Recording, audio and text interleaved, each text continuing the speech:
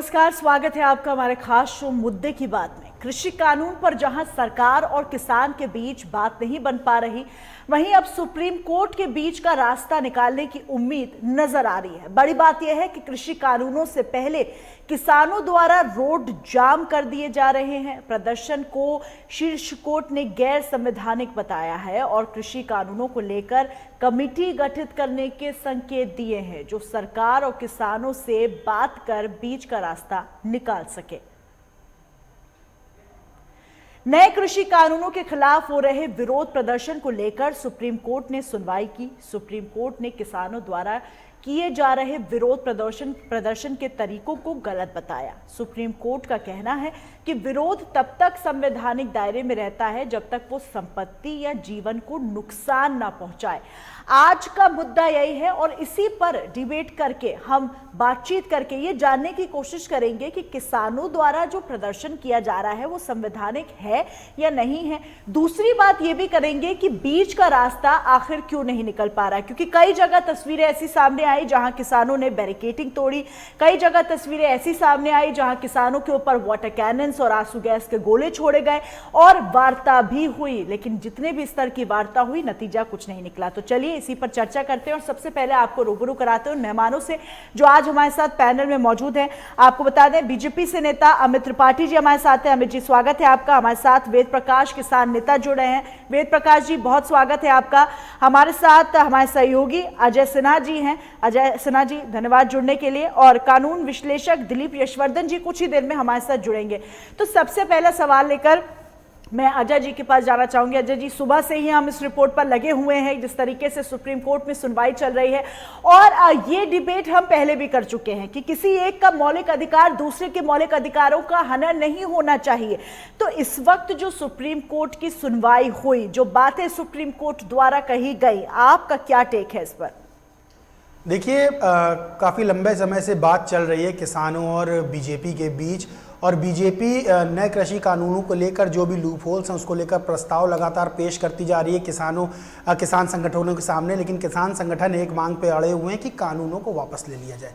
पहली चीज़ मैं बता दूं कि बीजेपी लगातार प्रस्ताव किसान संगठनों के सामने रख रही है और लगातार संशोधन की बात भी कह रही है, क्योंकि जब कोई कानून आता है तो अगर उसमें कोई कमियां होती है संशोधन के द्वारा दूर कर ली जाती है। इसी सब मामले पे लगातार जो प्रदर्शन कर रहे किसान संगठन और सड़कों को जाम किए हुए हैं, इस पर याचिका दाखिल की गई सुप्रीम कोर्ट में और ये कहा गया कि अगर प्रदर्शनों का अधिकार किसानों के पास है और वो सड़क जाम कर रहे हैं, तो जो लोग सड़क पे चल रहे हैं, जो सार्वजनिक संपत्ति है उसको नुकसान नहीं पहुंचाया जा सकता है।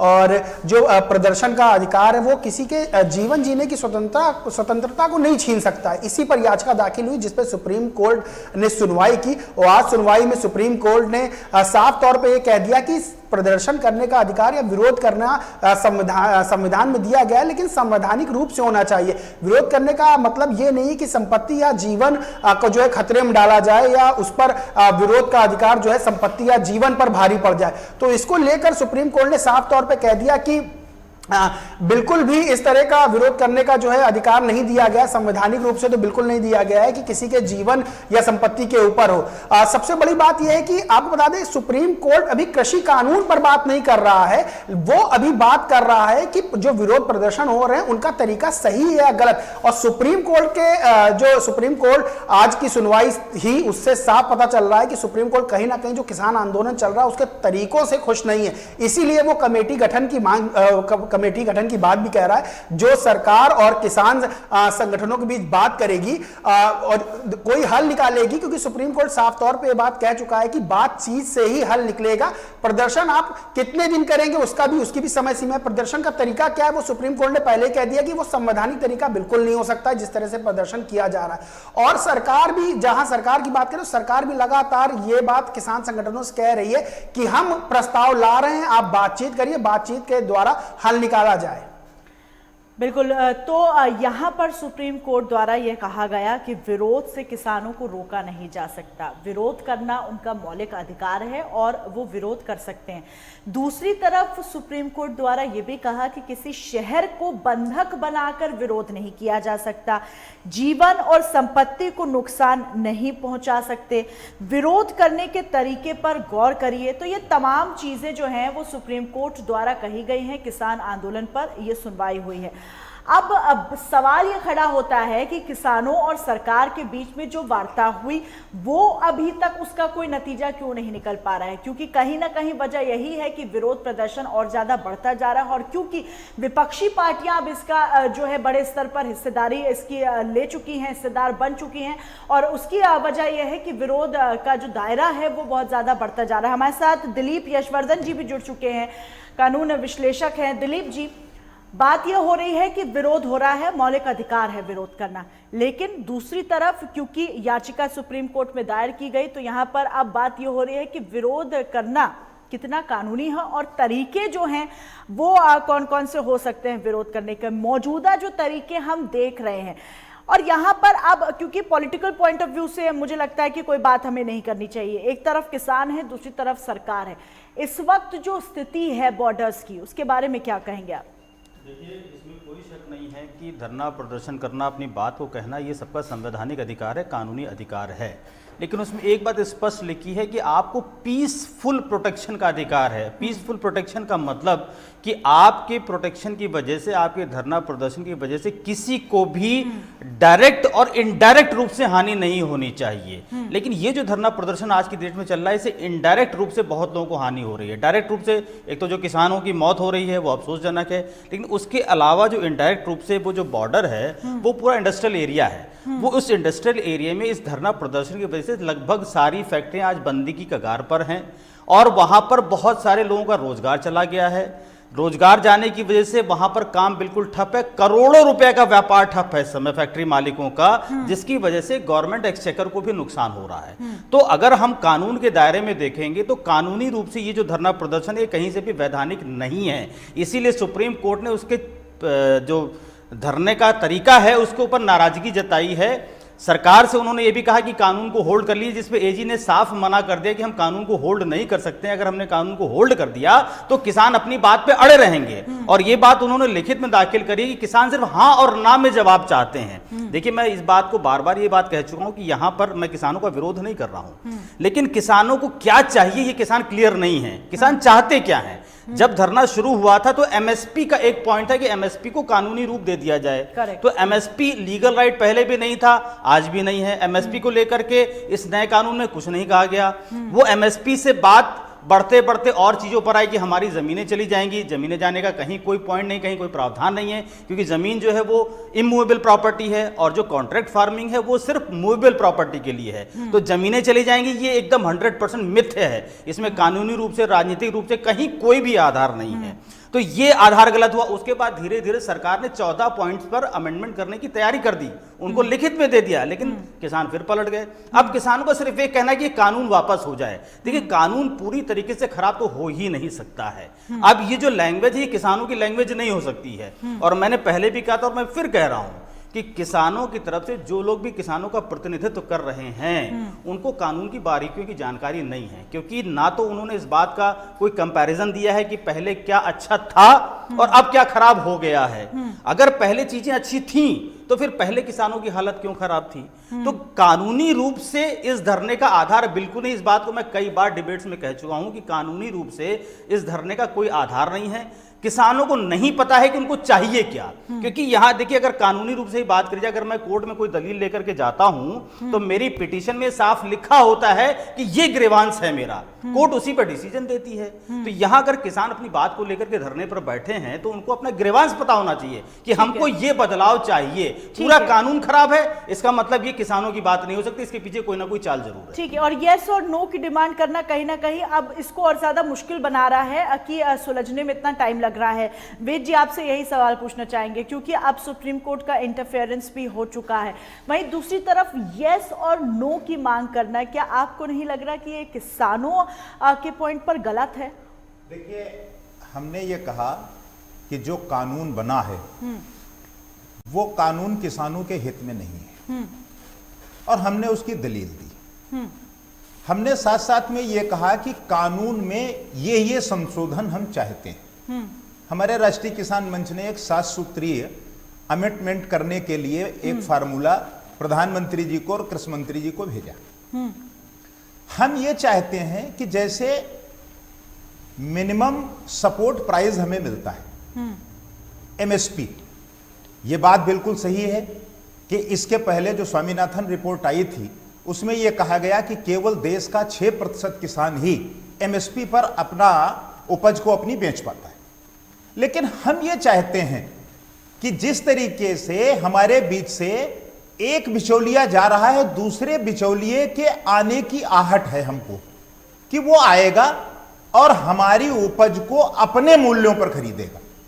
तो जब सरकार हमारे हित की बात करती है तो हम इतने नासमझ नहीं है कि सरकार के द्वारा मेरे हित की जाने वाली बात भी हम न समझ पा रहे हैं।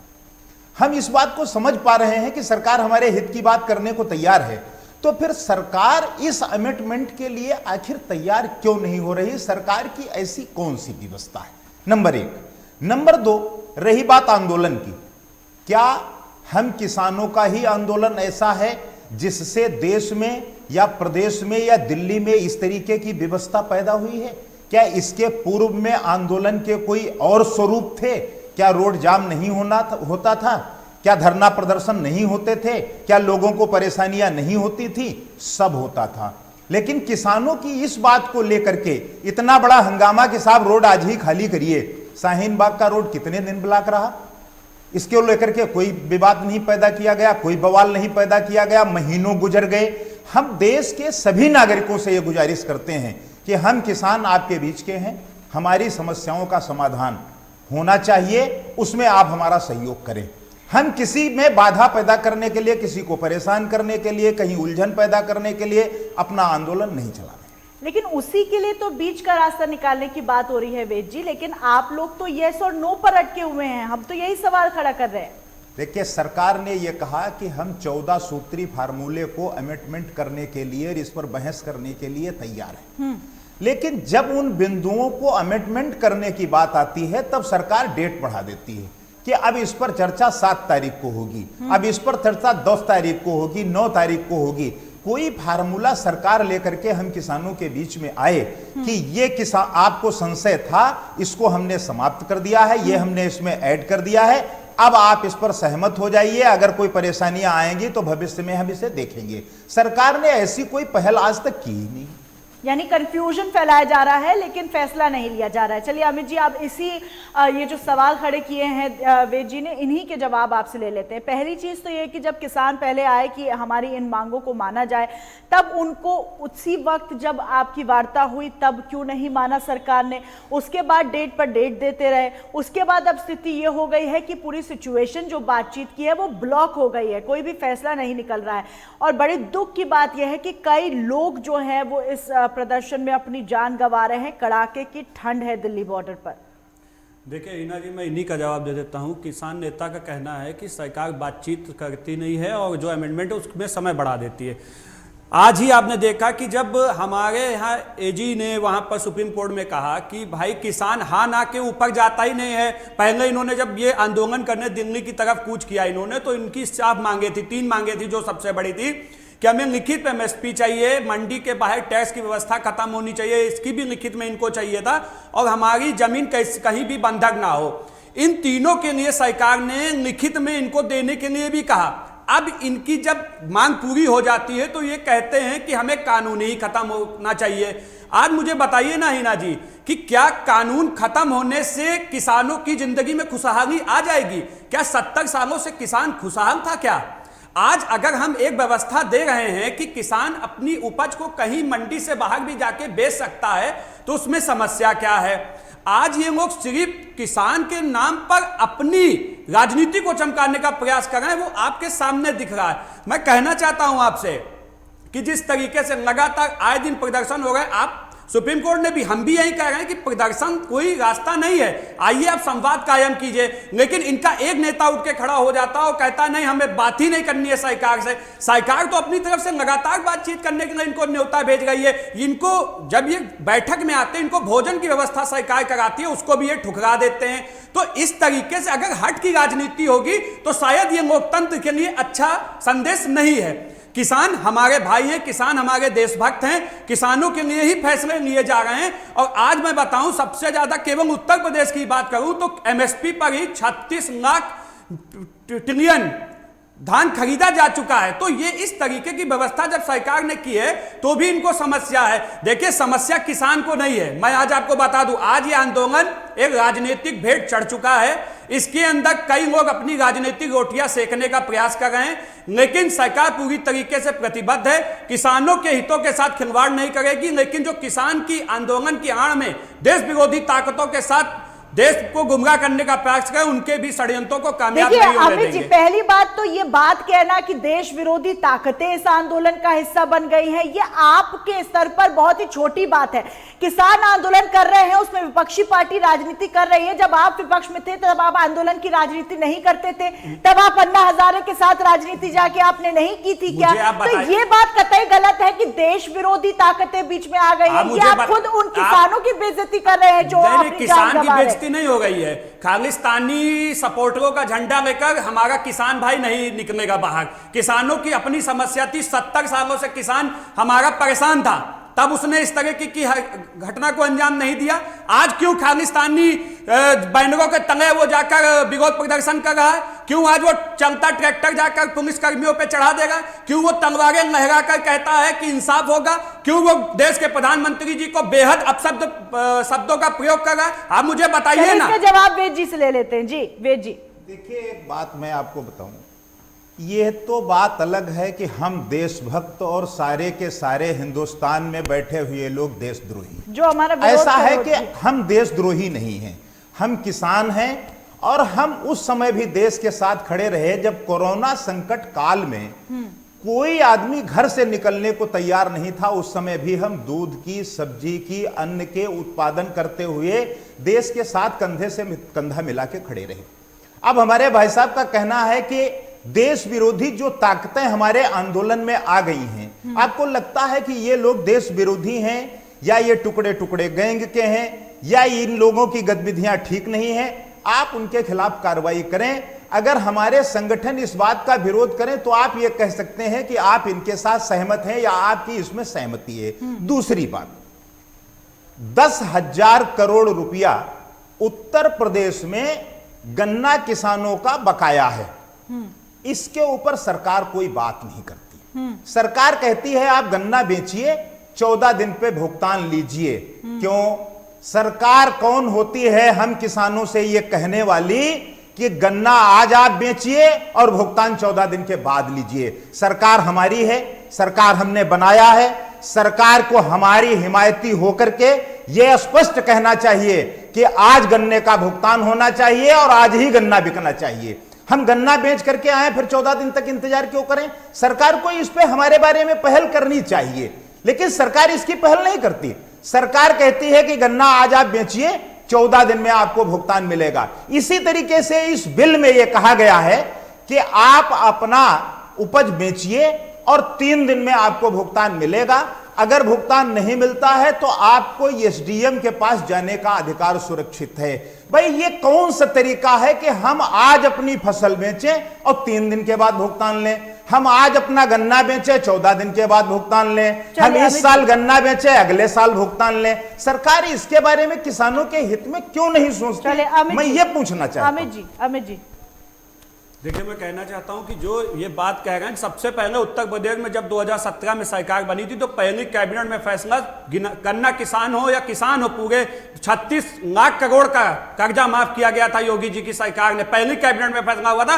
ये दिखाता है कि योगी जी की सरकार किसानों को समर्पित सरकार है। जहां तक कि ये बात कर रहे हैं कि 14 दिन में, हमारे मुख्यमंत्री जी ने कल ही फिर आदेश जारी किया है कि 72 घंटे के अंदर पेमेंट हो जाना चाहिए किसानों का। आखिर एक प्रावधान होता है, अगर एक साथ किसान इतनी समस्या ध्यान लेकर आ जाएंगे तो थोड़ी चीजें कहेंगे आपको 3 दिन में पेमेंट मिल जा रहा है, जहां आपको पिछली सरकारों में पेमेंट नहीं मिलता था, गन्ना मिलें बंद कर दी गई, तब आप लोग कहां थे? तब आपने कितने धरना प्रदर्शन किए? आज जब आपको सही समय पे पेमेंट मिल रहा है, आज क्रय केंद्र बनाए गए, वहां खरीद हो गई है, तब आप समस्या है आपको, क्योंकि समस्या उस किसानों की नहीं है, समस्या इस चीज की है कि तो जो बीच में बैठे दलाल थे, आज उनके समर्थक जो लोग हैं उनको पेट में दर्द होगा, उनकी दलाली बंद हो गई है, कहीं ना कहीं ये सबसे बड़ा कारण है इनका विरोध करने का। चलिए अजय जी, जो दावे किए जा रहे हैं कि क्रय केंद्रों में खरीदारी हो रही है, इतने लाख टन धान खरीद लिया गया, ये दावे कितने सच है? क्योंकि हम इस पे लगातार रिपोर्ट करते आए हैं और हमने देखा है कि जितने निर्देश मुख्यमंत्री दे रहे हैं उतने ही बड़े स्तर पर कैसे फलिता अधिकारियों द्वारा लगाए जा रहे हैं।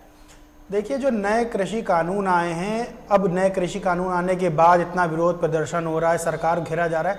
देखिए, कमियां हमारे यहाँ बहुत पहले से हैं, कमियों को सुधारा जाना था, नए कृषि कानून आए, इसके जरिए भी सरकार सुधारना चाहती है, लेकिन कमियां क्या हैं उस पर ध्यान ना देके बड़ी बड़ी जो कमियां हैं उस पर ध्यान दिया जा रहा है, छोटी छोटी कमियां हैं उसको इग्नोर किया जा रहा है, नजरअंदाज किया जा रहा है।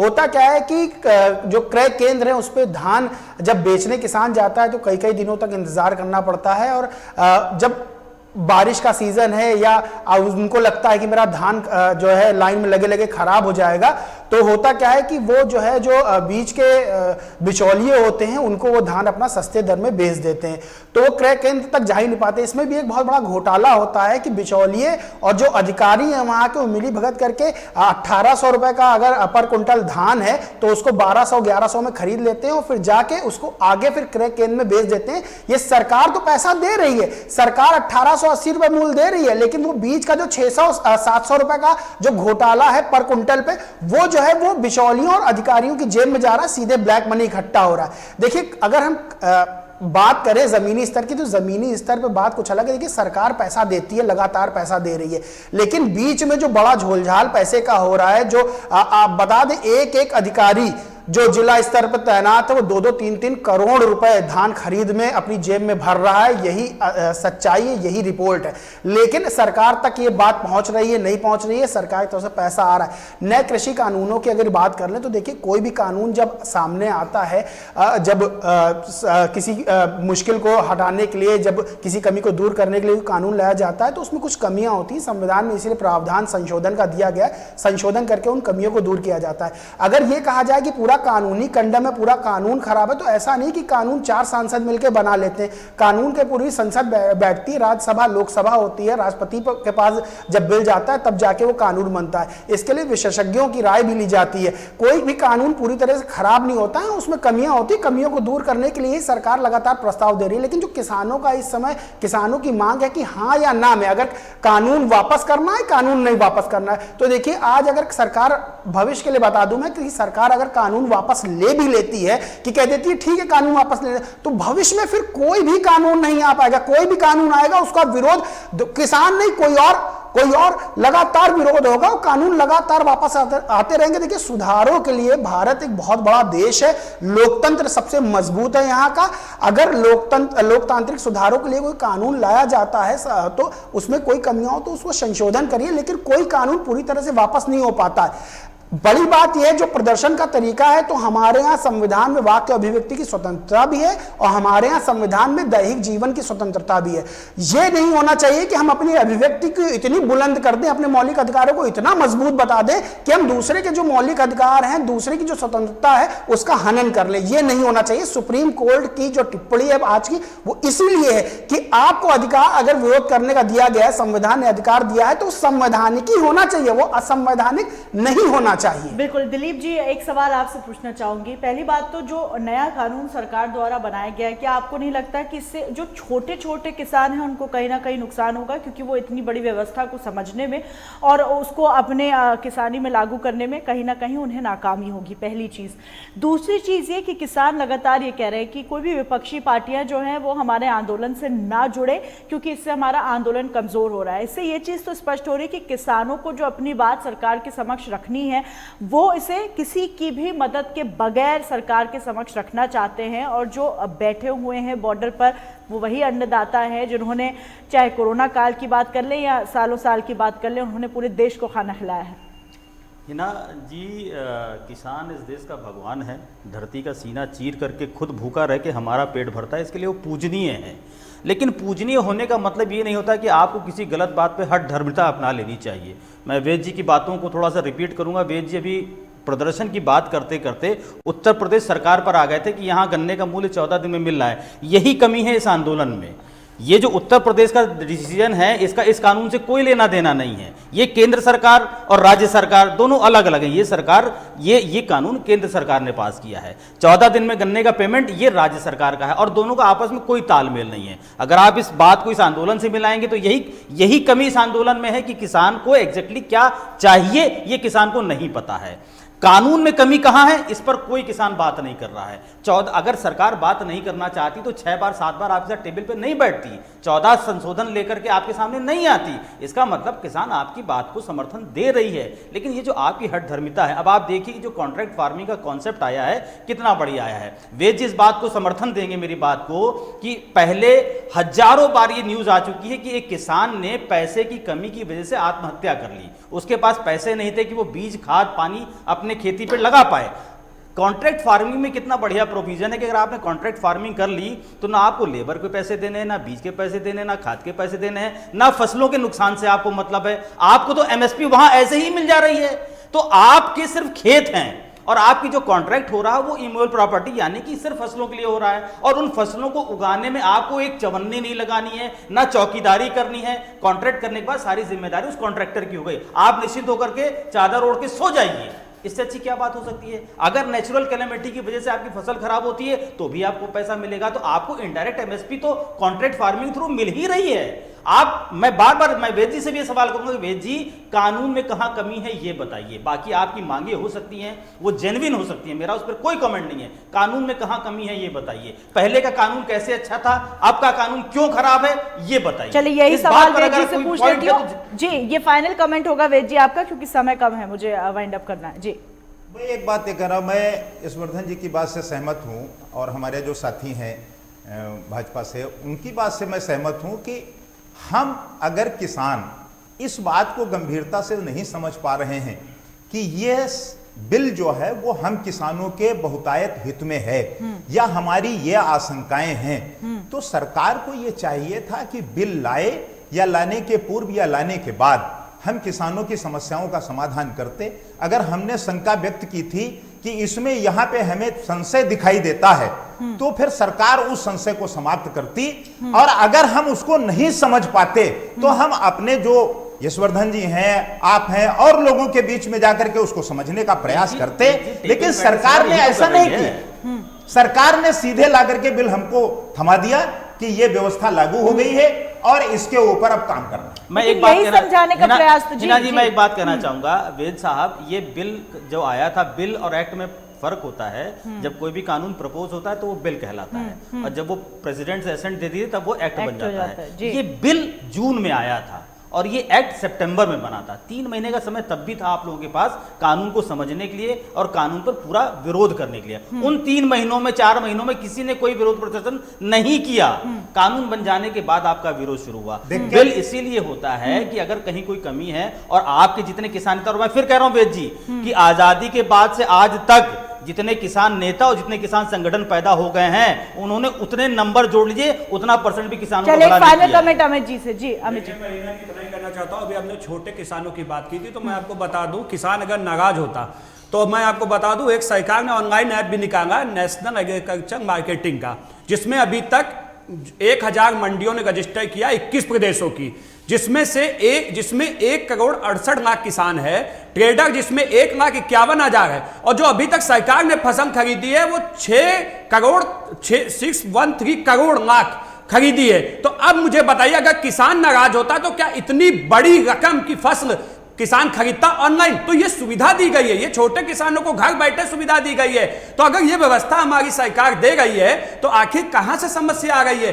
आज आपको पूरा हक दिया जा रहा है। आज लगातार किसानों के हित में चाहे स्वयं कार्ड हो, चाहे फसल बीमा योजना हो, पहले देश में किसान निधि नहीं होती थी, केवल सांसद निधि और विधायक निधि होती थी। आज उनके सम्मान में किसान निधि देने का काम हमारी सरकार कर रही है। तो क्या दिक्कत है? एक एक पॉइंट पे बात करने के लिए तैयार है कि किसान निधि में आप क्या दे रहे हैं, फसल बीमा में आप क्या दे रहे हैं? देखिए आप अकेले जस्टिफाई नहीं कर सकते किसान को। आपके किसानों के बीच में जाइए, आप अकेले किसी के जस्टिफाई नहीं करेंगे। आप किसी के नेता नहीं है, किसानों के बीच में जाइए। आज मुझे ये बताइए ना, आज मुझे बताइए कि हमारे समर्थन में कैसे बात, वो किसान नहीं है क्या? जो कृषि कानून को लेकर देश के समर्थन में खड़े हैं, किसान नहीं है क्या? चलिए मेरा सवाल सिर्फ इतना है जी, तानाशाही नहीं है कि आप उनको तानाशाही अपनी बात नहीं है, जबरदस्ती मनवा के लेकिन जो मानेंगे। देश हित में होगा ऐसा कुछ नहीं। नहीं। मेरा प्रश्न सिर्फ ये है कि अगर सरकार ये कह सकती है हो या ना हो, जी, अगर किसान हित में नहीं तो मुझे विरोध चलिए वेद जी, अब एक सवाल ये खड़ा होता है, एक सवाल बस ये खड़ा होता है कि अगर सरकार ये कह सकती है कि विपक्षी पार्टियां और जो एंटी नेशनल्स हैं वो जाकर किसानों को भड़का रहे हैं, तो आपके पास तो इतना पावर है, आपने पहले ही और अभी भी किसानों को क्यों नहीं समझाया? क्या वजह है कि वो मुट्ठी भर लोग किसानों को भड़का ले गए और आप उनको समझा नहीं पाए? समय मेरे पास कम है, यहीं पर इसको विराम देना पड़ेगा। अमित जी बहुत शुक्रिया आपका, यशवर्धन जी शुक्रिया, वेद जी बहुत शुक्रिया आपका, अजय जी बहुत शुक्रिया आपका। तो अब सवाल यह खड़ा होता है कि किसानों के बीच और सरकार के बीच कब ऐसी स्थिति आ पाएगी कि किसानों को अपना ये आंदोलन खत्म करने को मिलेगा? क्योंकि कई जगहों पर देखा गया किसानों की तबीयत खराब हो रही है, कई लोगों की जानें भी चली गई। तो अब चिंता इसी बात की है और सुप्रीम कोर्ट ने इसी बात का संज्ञान लेते हुए आज ये फैसला सुनाया है। दीजिए इजाजत, नमस्कार।